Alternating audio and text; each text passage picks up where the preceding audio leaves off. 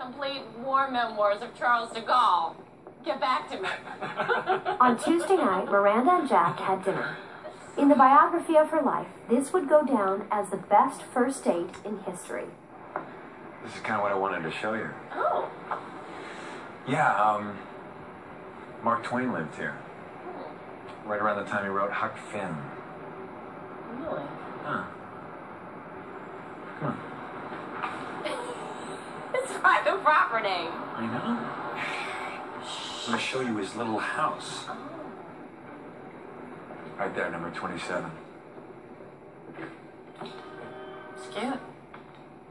Yeah.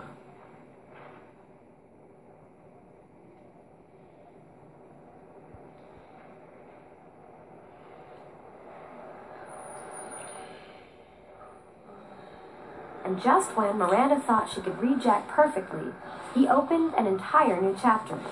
No. Someone might come by. We could get caught. I know. A chapter entitled, I Like to Have Sex in Places I Can Get Caught.